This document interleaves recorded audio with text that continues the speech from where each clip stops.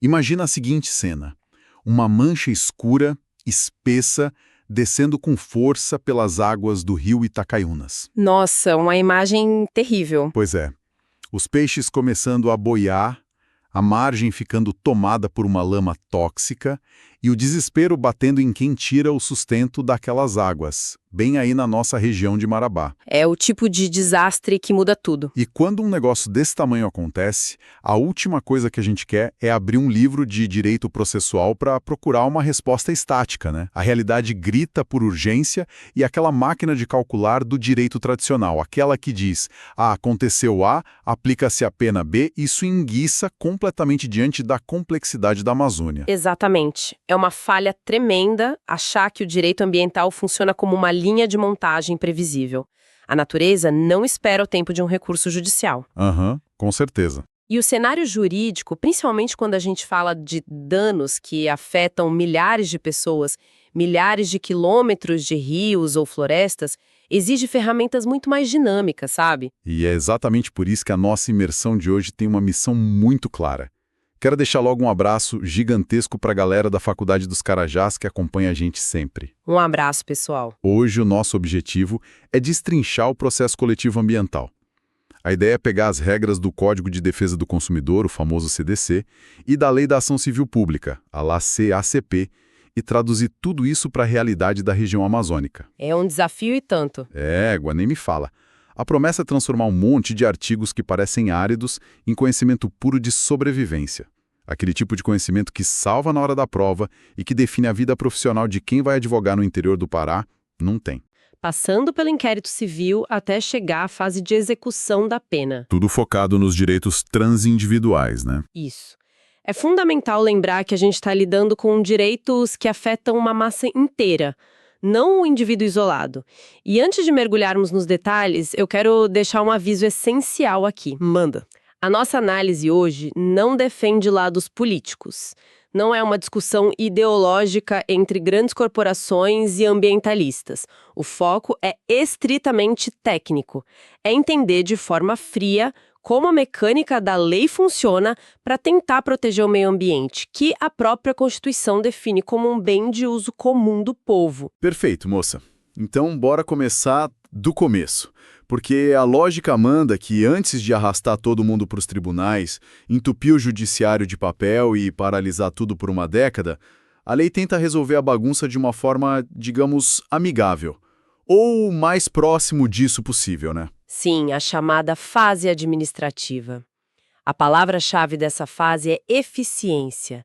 O sistema judiciário tem o tempo dele, que geralmente é lento, e custa muito caro para o Estado. Nem me fale. Então, se existe um dano iminente, ou se a lama já está descendo o rio, a prioridade número 1 da legislação ambiental é estancar o sangramento, parar a degradação imediatamente. Certo, vamos colocar isso numa historinha bem prática, ambientada aqui na realidade de Marabá, para a galera da faculdade visualizar melhor. Adoro exemplos, vamos lá. Digamos que a mineradora Cobre Prudo, por uma falha de manutenção naquelas máquinas gigantes, deixa vazar milhares de litros de rejeitos direto no rio Itacaiunas. A água fica completamente imprópria. Um caos total. Total. Pescador não pesca, ribeirinho não bebe a água, e o pior, a lama tóxica invade e destrói completamente a plantação de açaí do avô de um dos alunos da faculdade. Um desastre. Aí, o Ministério Público vê a situação, instaura rapidamente um inquérito civil e convoca o professor de Direito Ambiental da turma, o professor Ramon, para ajudar a costurar um acordo chamado TAC, o Termo de Ajustamento de Conduta. O TAC é uma engrenagem fantástica, prevista lá no artigo 5º, parágrafo 6º da Lei da Ação Civil Pública. O papel do inquérito civil que o MP instaura é justamente preparar o terreno. Juntar os cacos, não? Isso, juntar laudos preliminares, recolher depoimentos, medir o tamanho do impacto e, com base nisso tudo, propor o acordo. Ao assinar o TAC, o poluidor assume obrigações imediatas. Sem precisar de um juiz, manda... Exato. A empresa se compromete a limpar o rio agora, a parar o vazamento agora e a pagar multas caso descumpra o combinado, evitando que aquele litígio gigantesco paralise a recuperação do ecossistema.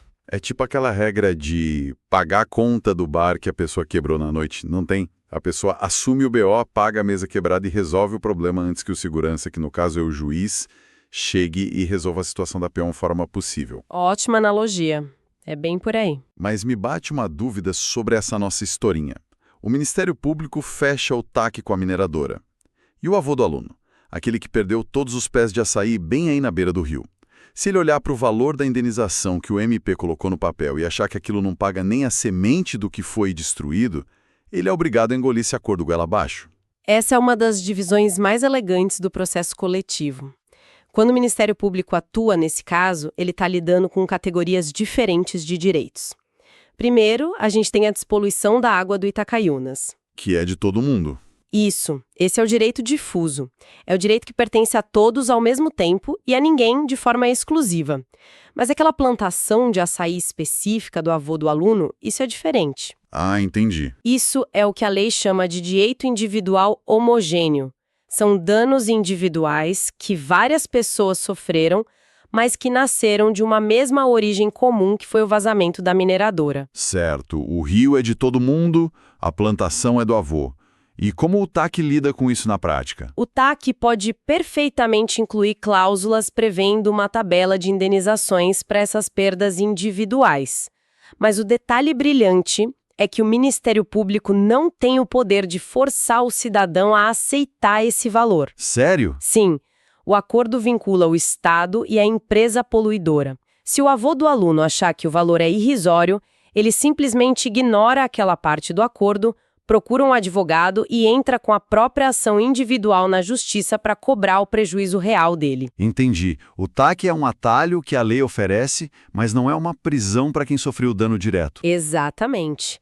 Se a gente olhar para a história recente do Brasil, no caso do desastre de Brumadinho, a gente viu essa mecânica em ação. Existiam os acordos focados na reparação ambiental global, que é a parte difusa, mas também estipularam valores para as famílias. E quem não concordou? Quem não concordou pôde buscar o judiciário de forma independente. E tem outro benefício gigantesco no TAC. Se o avô do aluno concordar com o valor, assinar, mas a mineradora cobre tudo, der o calote na hora de pagar, ele não precisa começar um processo do zero, provando que o rio sujou. Ah, ele já tem um documento. Perfeito. Ele pega aquele TAC, que a lei define como um título executivo extrajudicial, e vai direto para a fase de execução. Ele já chega no juiz dizendo, olha, a dívida existe, mande penhorar o dinheiro da empresa. Nossa, agiliza a vida de todo mundo. Mas vamos avançar na nossa historinha, porque a realidade nem sempre é tão colaborativa. Digamos que o TAC falhou miseravelmente. A Cobre Tudo bateu o pé, trouxe uma equipe de advogados engravatados e disse que não vai assinar nada, alegando que o vazamento foi culpa das chuvas fortes e não da manutenção. Acabou a fase do acordo. É hora de ir para a briga de verdade, moço. Qual é o próximo passo? É o ajuizamento da ação civil pública. E é aqui que a gente entra na nossa segunda sessão, que trata da petição inicial, legitimidade e custas. A primeira grande pergunta que a lei precisa responder é: quem tem o poder de colocar uma gigante da mineração no banco dos réus em nome da sociedade? Pois é. Na nossa historinha, a revolta toma conta da Faculdade dos Carajás. O centro acadêmico, vendo a poluição destruindo o Itacaiunas bem ali do lado, decide que eles mesmos vão processar a mineradora. Uma atitude corajosa. Corajosa, mas tem um problema. O centro acadêmico é composto por estudantes. Não tem um centavo em caixa. Mal dá para imprimir a petição inicial. Imagina arcar com custas judiciais e honorários de peritos numa causa que envolve milhões de reais. É o medo de qualquer associação. Exato. O pessoal do CA corre em pânico para a sala dos professores. Eles falam, professor Ramon, se a gente perder essa ação, o CA vai à falência pagando as custas. E o professor, com aquela calma de sempre, explica que eles não precisam se preocupar com isso. Como assim? É que o professor Ramon está respaldado pelo artigo 87 do Código de Defesa do Consumidor, que se aplica à ação civil pública. A legislação reconhece que as associações, como um centro acadêmico, que atenda aos requisitos de ter mais de 1 ano de fundação e finalidade institucional de defesa do meio ambiente, elas estão fazendo um favor para o Estado. Estão agindo pelo bem comum. Isso. Elas estão agindo em defesa do interesse público. Se a lei cobrasse taxas pesadas e o risco de honorários de sucumbência em caso de derrota, nenhuma ONG ou associação teria coragem de processar grandes poluidores. O medo da falência paralisaria a defesa ambiental. Então a lei tira o peso do bolso deles para encorajar essa fiscalização. Exato. Existe uma isenção ampla de custas, taxas e despesas processuais para os autores dessas ações coletivas. A única exceção, a única forma de o centro acadêmico ser forçado a pagar honorários é se a mineradora conseguir provar no processo que os alunos agiram de má fé. Ah, tipo armação. Isso, se ficar provado que eles inventaram o vazamento ou entraram com a ação com o único propósito de chantagear ou prejudicar a empresa de propósito. Fora isso, a imunidade é a regra. Olha que mecanismo inteligente. Mas tem uma parte dessa fase que me deixa intrigado. O centro acadêmico entrou com a ação. Eles são os autores, o processo, teoricamente, é deles. Só que as nossas fontes indicam que o Ministério Público é obrigado a entrar no processo, mesmo não sendo o autor da petição inicial. Correto. E mais, o MP ganha prazo em dobro para falar, pode pedir perícia técnica e dar palpite no andamento. Se a ação é dos alunos, não é meio injusto o Ministério Público chegar de penetra na festa e começar a mandar na música? É uma impressão muito comum de quem analisa o processo de fora, mas a presença do Ministério Público não é de um penetra, e sim é de uma âncora de segurança. O artigo 92 da lei estabelece que, se o MP não for o autor da ação, ele vai atuar obrigatoriamente como custos legis. Que é o fiscal da lei, né? Exatamente. E é vital entender que a lealdade do Ministério Público não é com o centro acadêmico, e muito menos com a mineradora. A lealdade do MP é exclusiva com o interesse público e com a Constituição. Mas como isso funciona na prática do processo? Dá um exemplo. Imagina o seguinte cenário na nossa historinha. No meio do processo, a mineradora decide pressionar os alunos. Oferece um acordo rápido. Diz que doa 10 computadores novos para a sala do centro acadêmico se eles retirarem a ação ambiental contra o vazamento. Eita, tentador para quem está quebrado. Pois é.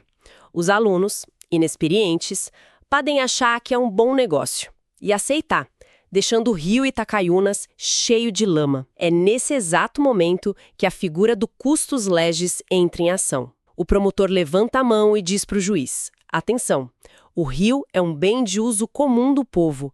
Esse acordo é lesivo à sociedade e eu não concordo com a homologação. Ah, ele barra um mau negócio. Sim. O MP tem o poder de pedir perícias técnicas de órgãos como o IBAMA por conta própria, e se o juiz ainda assim aceitar o acordo ruim, o MP pode recorrer dessa decisão para os tribunais superiores.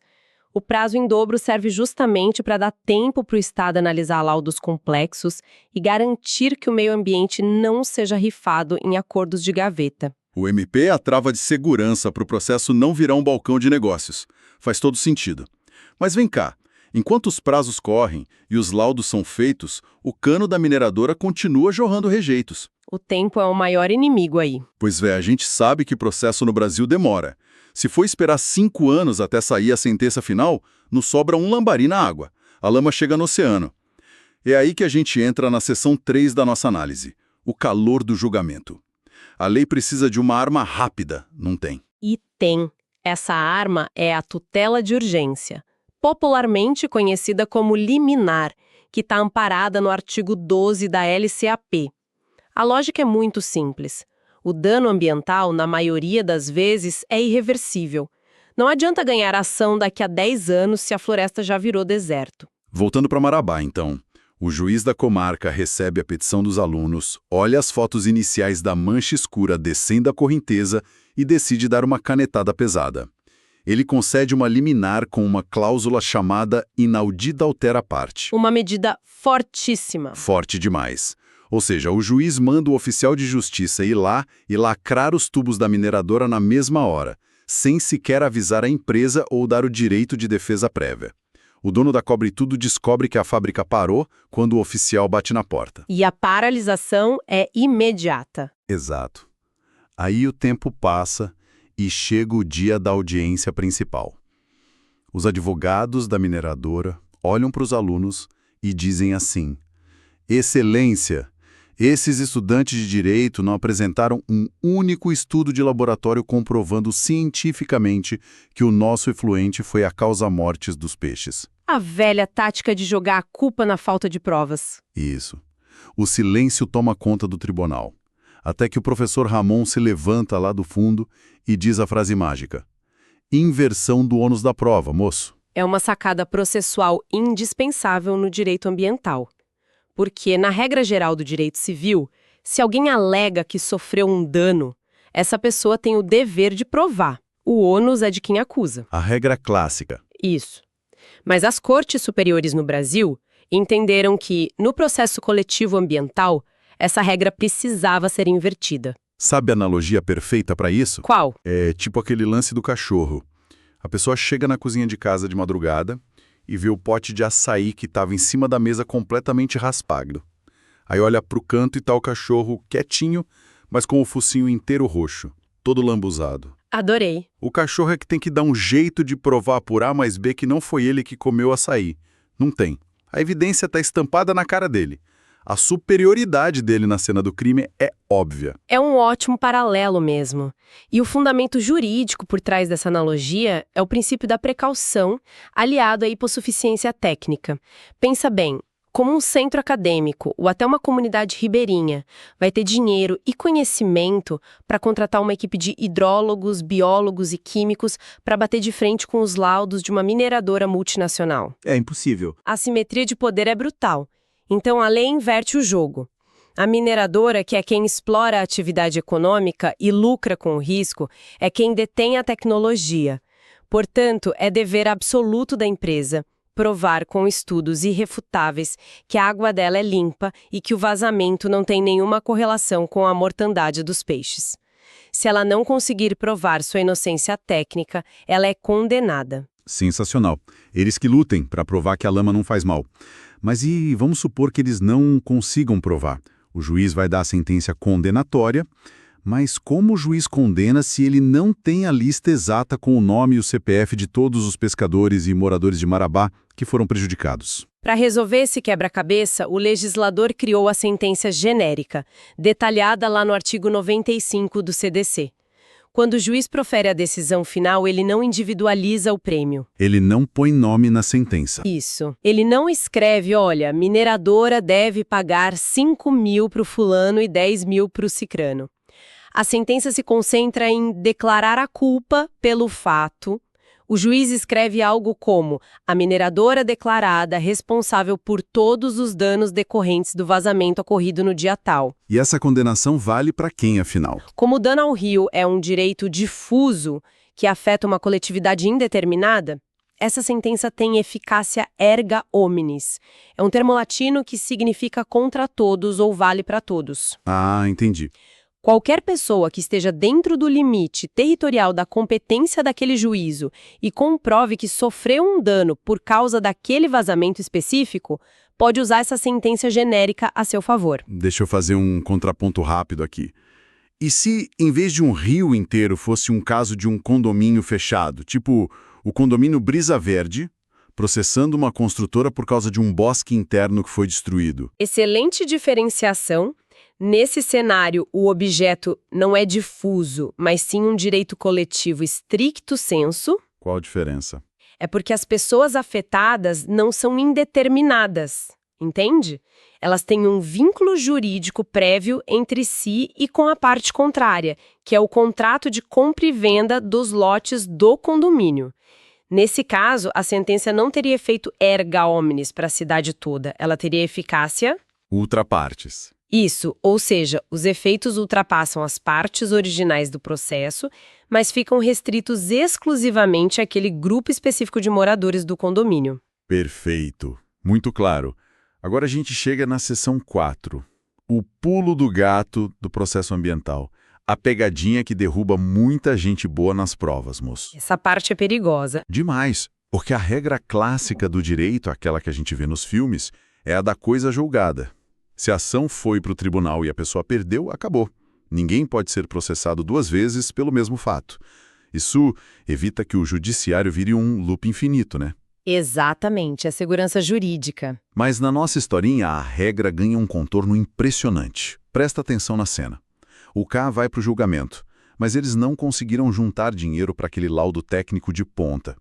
O juiz olha os autos e decreta: ação improcedente. Um banho de água fria. A galera sai do tribunal arrasada, todo mundo chorando pelos corredores da Faculdade dos Carajás, achando que a mineradora venceu em definitivo e vai poluir o rio para sempre.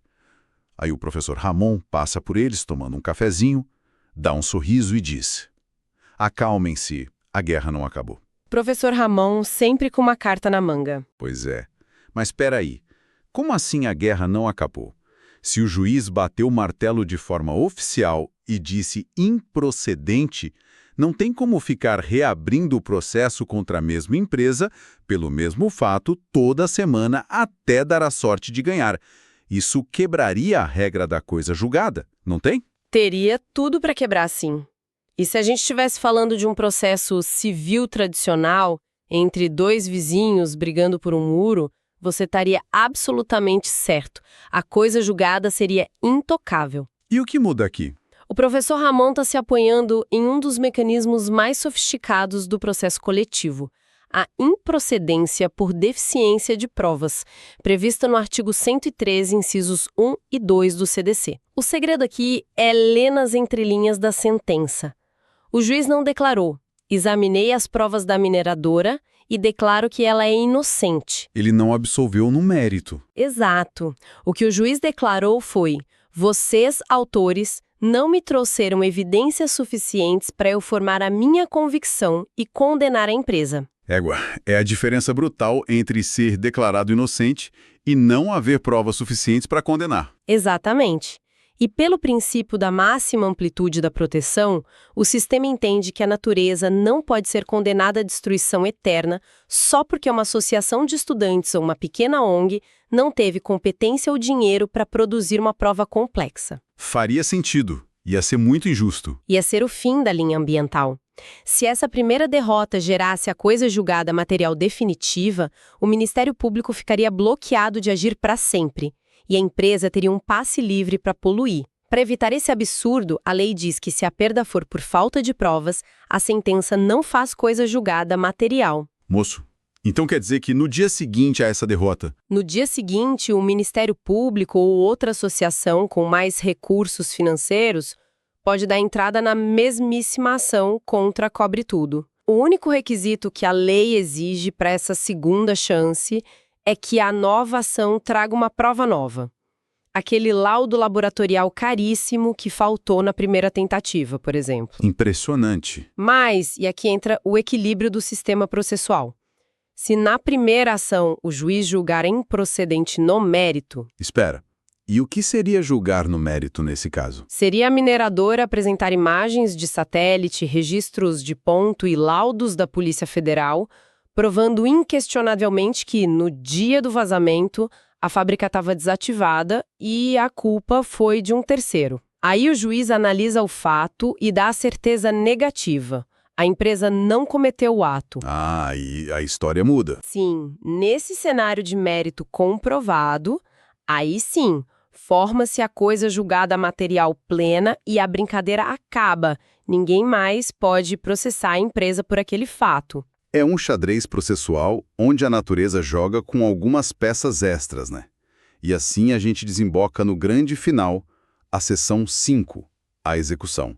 Para onde vai o dinheiro pesado? A parte que todo mundo quer saber. Na nossa historinha, o Ministério Público usa o pulo do gato, entra de novo com a ação, trazendo a prova nova e vence.